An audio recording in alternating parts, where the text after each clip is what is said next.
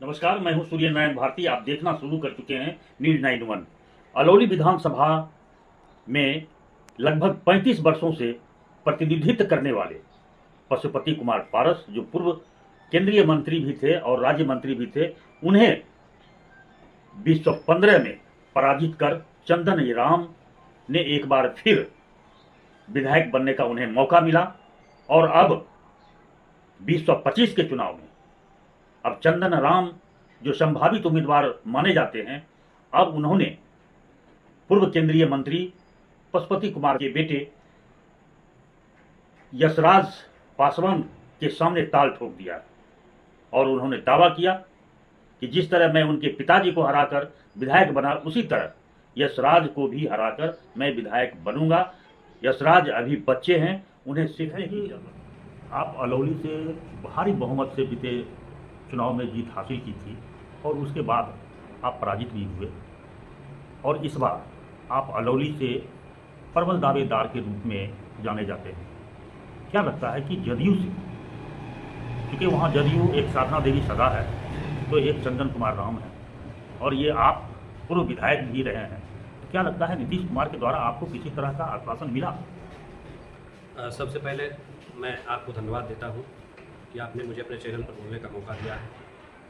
और जिस प्रकार से 2015 में माननीय उस समय प्रदेश अध्यक्ष, लोजपा के प्रदेश अध्यक्ष पशुपति कुमार पारस जी हुआ करते थे, उनको माननीय मुख्यमंत्री जी के नेतृत्व में, माननीय मुख्यमंत्री जी के गठबंधन में मुझे लगभग 25,000 वोट से सफलता प्राप्त हुआ। मैं वहाँ से विधायक में चुनाव जीता और उस चुनाव को जीतने के बाद जिस प्रकार से जनता ने हम पे विश्वास जताई और जिस प्रकार से हमको वहाँ विधायक चुनने का काम किया, उसी प्रकार से मैंने वहाँ 5 साल विधायक रह करके बहुत सारी योजनाओं को लाने का काम किया, बहुत सारी योजनाओं को धरातल पर उतारने का काम किया, लोगों का विश्वास, दिल जीतने का काम किया। और मैं पराजित कभी नहीं हुआ हूँ। मेरा 2020 में टिकट कट गया था किसी कारणवश। उस समय का गठबंधन में 2020 में क्या नेतृत्व का कोई ऐसा परिस्थिति बना होगा जिसके कारण मेरा टिकट कट गया था। मैं 5 साल अपने क्षेत्र के प्रति, अपने लोगों के बीच रह करके, और फिर ये चुनाव का समय आया है और इस चुनाव के समय में मैं माननीय मुख्यमंत्री जी के विचारधाराओं से प्रभावित होकर के, उनके कामकाज से प्रभावित होकर के, क्योंकि मेरे 5 साल के कार्यकाल में जिस प्रकार से काम हुआ है, अलौली बहुत पिछड़ा हुआ क्षेत्र हुआ करता था, अब उतना नहीं है जितना हुआ करता था। जब से हमको लगता है कि माननीय मुख्यमंत्री जी 2005 से कमान संभाले हैं, उस समय से विकास दिखने लगा है। और 2015 से 20 हमने जो वहाँ जाल बिछाने का, सड़क का जाल बिछाने का काम किया है, पुल पुलिया को लाने का काम किया है, बहुत सारी ऐसी चीज़ है। जैसे इंजीनियरिंग कॉलेज बहुत बड़ा प्रोजेक्ट है जो जिला में एक बनता है, वो हमारे विधानसभा क्षेत्र रोन में बना है।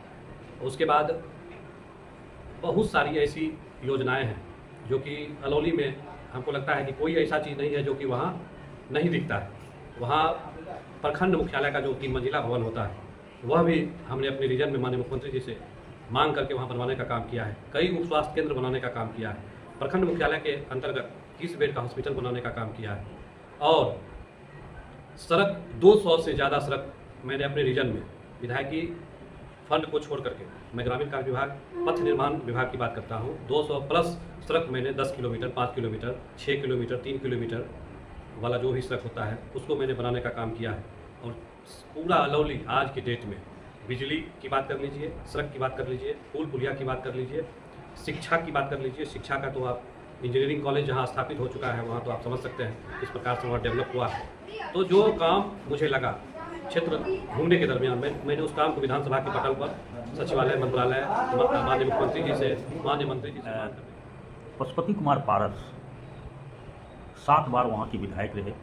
उस कार्यकाल में उन्होंने कई मंत्री पद भी लिया है और उनके भाई दिवंगत रामविलास पासवान भी केंद्रीय मंत्री रहे हैं और अभी उनके पुत्र चिराग पासवान भी केंद्रीय मंत्री हैं। बावजूद इवन रेणु कुमारी कुशवाहा भी मंत्री रही हैं, पूनम यादव भी कई एक बार विधायक रही हैं, क्योंकि सभी लोग अलौली से ही बिलोंग करते हैं और बावजूद अलौली का जो अभी शिक्षा और सड़क, पुल पुलिया जो स्थिति बनी हुई है, सबसे ज़्यादा कहें तो शिक्षा की बद से बदतर स्कूल व्यवस्था है। इसका क्या कारण हो सकता है? ये सवाल तो मुझे लगता है कि उन लोगों से करना चाहिए जिन्होंने 7 बार रहने का काम किया है, 5 बार रहने का काम किया है। वहाँ से 50 साल, हमको लगता है 40-50 साल उनको मौका मिला, केंद्र में रहने का भी मौका मिला, बिहार सरकार में भी रहने का मौका मिला। तो उनसे बेहतर कोई ये जवाब नहीं दे सकता है, लेकिन फिर भी मुझे जवाब तो देना पड़ेगा। जब इस बात को आप जवाब के सवाल कर दिए तो मुझे जवाब करना पड़ेगा। इसलिए करना पड़ेगा कि मुझे लगता है कि कुछ लोगों के द्वारा उस समय का राजनीतिक परिदृश्य कुछ और था। उस समय लोग जागरूक बहुत कम थे। कुछ लोग 10-5 जो हुआ करते थे, वही विधायक मंत्री जो होते थे उस समय, जो जैसा हमने देखा है, सुना है, वही लोग, उन्हीं के बातों पर क्षेत्र का विकास हुआ। काम होता, खास करके अलौली में अगर काम होता, जितने जनप्रतिनिधि वहाँ से बने हैं, जितना लंबा समय तक उनको मौका जनता देने का काम किया है, मुझे तो नहीं लगता है कि 10 फैक्ट्री से कम होना चाहिए। खगड़िया जिला के अंतर्गत अलौली विधानसभा में, खास करके अलौली विधानसभा में तो 5 फैक्ट्री होना चाहिए, दूध से संबंधित, मक्का से संबंधित, मछली से संबंधित, और ऐसी जो भी छोटा लघु उद्योग जो भी लगाना चाहते थे उस समय तो लग सकता था, कोई रोक नहीं रखा था। तो मुझे लगता है कि मैं अगर विधायक बनता हूँ तो निश्चित रूप से सबसे पहले प्राथमिकता, जो विश्वास लोगों का खो चुका है, मैं उस विश्वास को पुनः वापस लाने का काम करूँगा। और अपने क्षेत्र में जो समस्या है शिक्षा पर विशेष ध्यान देने का काम करूँगा, स्वास्थ्य पर विशेष ध्यान देने का काम करूँगा।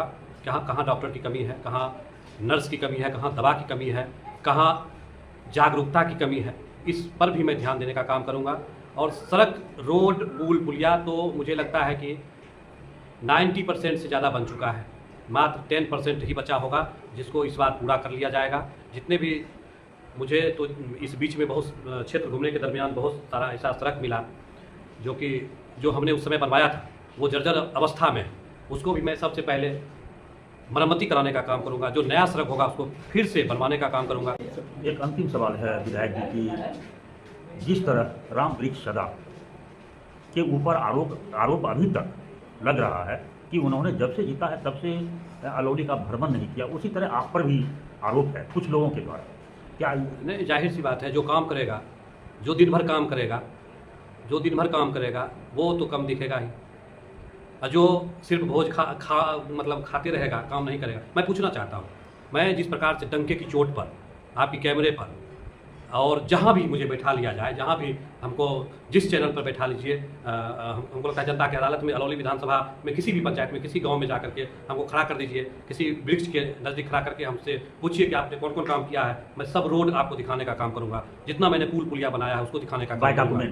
हाँ, बाय डॉक्यूमेंट्स, बाय जगह पर जाके प्रैक्टिकली एकदम दिखाने का काम करूँगा। मैं चाहता हूँ कि उसी प्रकार से आज तक जितने विधायक बने, मेरे तरह डॉक्यूमेंट्स के साथ प्रैक्टिकल जगह पे जाके वो दिखाने का काम करें। अपने समय में जो आपको 5 साल समय मिला, 10 साल समय मिला, 25 साल समय मिला, 35 साल समय मिला, आप मतलब इधर उधर नहीं फंस करके, और कुछ लोग को देखते हैं वैसे वर्चस्व वाले लोगों को लेकर के वो क्षेत्र में जाते हैं, क्षेत्र में अपना वर्चस्व दिखाते हैं, उन लोगों के द्वारा लोगों को दिग्भ्रमित किया जाता है।